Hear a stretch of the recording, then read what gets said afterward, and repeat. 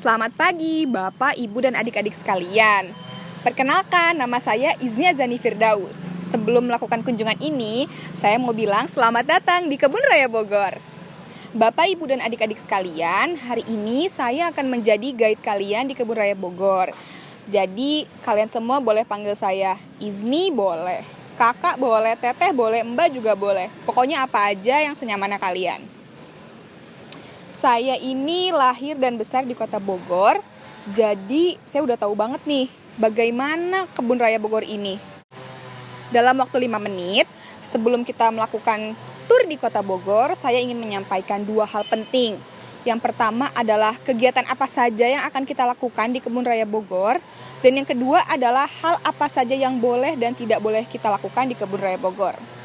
Nah, Bapak, Ibu, dan adik-adik sekalian, kita akan melaksanakan kunjungan sekitar 40-60 menit berputar mengelilingi area Kebun Raya Bogor yang terbagi atas 11 atraksi wisata.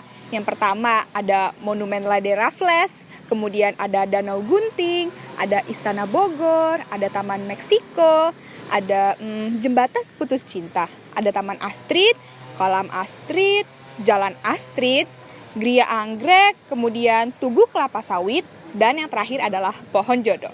Pasti semuanya di sini udah penasaran kan? Kita akan melihat-lihat dan bersuah foto dalam waktu kurang lebih 5-10 menit di setiap lokasi. Hal penting kedua yaitu hal apa saja yang boleh dan tidak boleh dilakukan di Kebun Raya Bogor. Yang pertama adalah mohon mengikuti saya di setiap waktu dan menyampaikan kepada saya apabila Bapak, Ibu, dan adik-adik melakukan sesuatu yang lain. Karena area ini cukup luas. Dan jika terpisah, Anda bisa menunggu saya kembali. Bapak, Ibu, dan adik-adik akan diberikan waktu untuk berfoto dan bebas untuk mengambil foto dimanapun. Nah, sekarang yang sebaiknya tidak dilakukan di Kebun Raya Bogor. Dimohon untuk tidak merusak tanaman dan tumbuhan yang ada di sini, dan juga selalu menjaga kebersihan dan tidak membuang sampah sembarangan. Nah, sekarang mari kita lakukan turnya. Ayo! Berada di Taman Meksiko akan membuat Anda merasakan sedikit suasana gurun. Tenang saja, meskipun ada gurun-gurunnya, kita tidak 100% gurun kok. Karena ada angin semilir yang berhembus dari Jalan Oto Iskandar yang ada di sebelah saya. Belum lagi ada hawa-hawa dari tumbuhan-tumbuhan hijau lainnya yang akan membuat kalian tetap merasakan kesegaran dari tumbuhan. Ada ratusan jenis spesies taman sekulen tersebar di Taman Meksiko. Mulai dari yang kerdil, yang membuat Anda harus membungkuk badan untuk melihat tanamannya, dan ada juga yang sangat tinggi, berkali-kali lipat dari tinggi badan Anda. Inilah tempat terakhir di lokasi Kebun Raya Bogor sebelum diperluas di tahun 1927.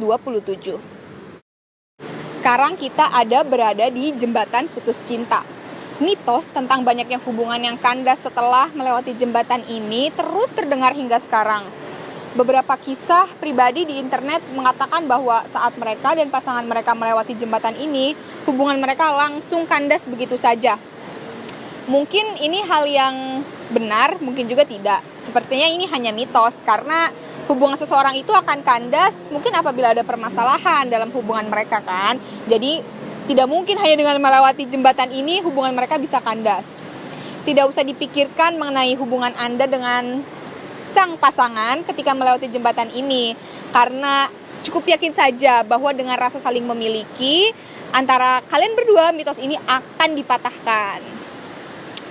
Patahkan mitos tersebut dan buktikan bahwa jembatan putus cinta ini hanyalah mitos. Oke? Sekarang kita berada di Kolam Astrid. Kolam ini sering disebut sebagai Kolam Astrid karena dia memiliki bunga yang sangat lebar yang dinamakan bunga teratai.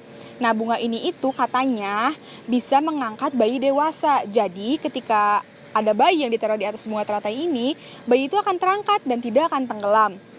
Bunga ini bernama Latin Giant Lotus atau nama latinnya adalah Veronica amazonica. Ya, jarang yang melongok bahwa tanaman air yang ukurannya melebihi tampah ini adalah tanaman yang sangat unik. Nah, coba di sini Bapak, Ibu, dan adik-adik. Ada yang pernah mendengar tidak tentang kecantikan seorang permaisuri Belgia yang merupakan ibunda Raja Bonduin? Namanya adalah Putri Astrid.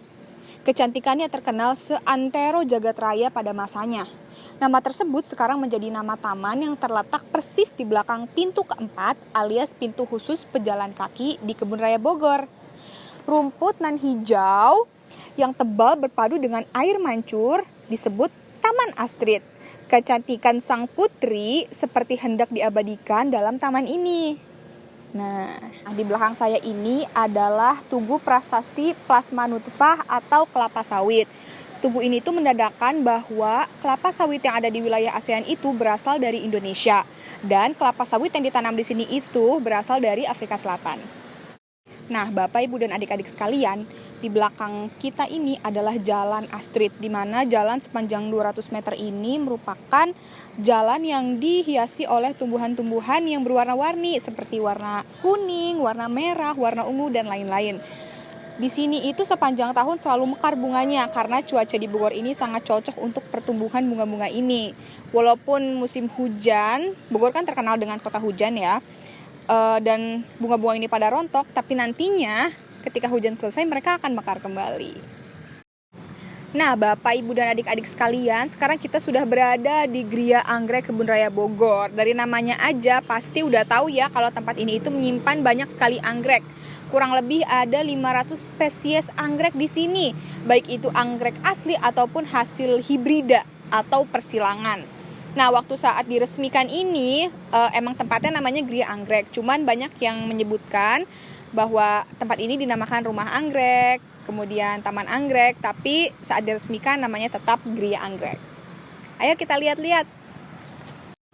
Nah, di belakang saya ini sekarang adalah namanya pohon jodoh. Nah, pohon ini merupakan kerabat meranti yang mereka tuh mirip pohonnya, udah memirip dan besar. Konon katanya kalau ada muda-mudi yang pergi ke sini, nanti mereka hubungannya akan langgeng. Makanya banyak banget wisatawan yang datang ini pergi ke tempat ini untuk melihat apakah mitos ini benar atau tidak. Banyak juga yang foto-foto di sini karena mereka yakin bahwa dengan mereka berfoto di sini, hubungan mereka akan langgeng dengan pasangannya. Ayo yang mau foto-foto boleh, silakan langsung aja foto. Nah, di belakang saya ini adalah Monumen Raffles. Monumen Raffles ini merupakan monumen peninggalan dari Sir Thomas Raffles. Dia merupakan juru perang, di mana dia membuat monumen ini untuk mengenang kekasihnya yaitu Olivia. Di mana Olivia itu mengidap penyakit malaria sehingga dia meninggal dunia. Dan karena cintanya Thomas Raffles, ia membangun monumen ini. Di monumen ini itu terdapat puisi yang dia berikan untuk mendiang kekasihnya Olivia. Selanjutnya di belakang saya ada yang namanya Danau Gunting. Danau Gunting ini bentuknya bagus ya, karena bentuknya itu menyerupai sebuah gunting kalau misalnya kalian lihat dengan seksama. Nah, Danau Gunting ini terlihat bagus sih, cuman ada mitos yang mengatakan bahwa di danau ini itu terdapat noni-noni Belanda kalau malam hari.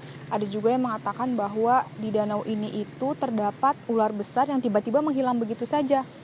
Makanya kalau malam hari tempat ini terlihat agak seram, tapi kalau di siang hari tetap kelihatan cantik dengan adanya bunga-bunga putih ini dan juga adanya Istana Bogor di belakang. Sekarang di belakang saya ada Istana Bogor. Pasti di sini tahu kan Istana Bogor. Istana Bogor itu merupakan salah satu istana kepresidenan Indonesia di mana terletak di Kota Bogor. Bagi kalian yang belum tahu, titik 0 km Kota Bogor ini berada di dalam Istana Bogor, di mana ditempatkan di Cermin Seribu. Cermin Seribu itu merupakan pantulan dari banyak bayangan. Jadi ada cermin, jadi seolah-olah pantulan kita itu banyak sekali. Nah, pada tahun 1850, istana tersebut sempat hancur karena gempa. Maka dari itu terdapat rekonstruksi lagi dan ini adalah hasil rekonstruksi dari Istana Bogor tahun 1850. Bapak, Ibu, dan adik-adik, tidak terasa ya kita sudah 1 jam mengelilingi Kebun Raya Bogor. Coba sekarang saya ingin mendengarkan nih komentar dari Bapak, Ibu, dan adik-adik sekalian. Spot mana yang paling seru di sini?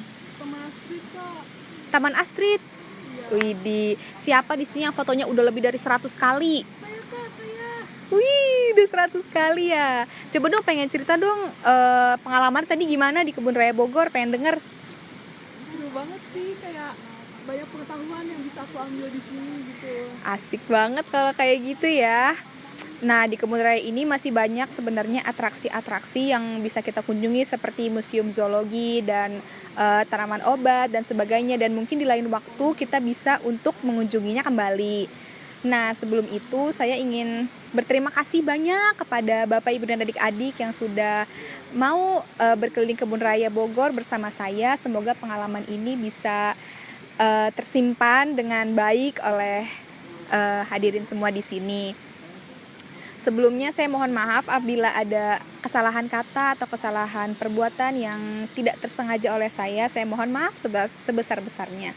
Semoga di lain waktu kita bisa bertemu lagi. Sampai jumpa.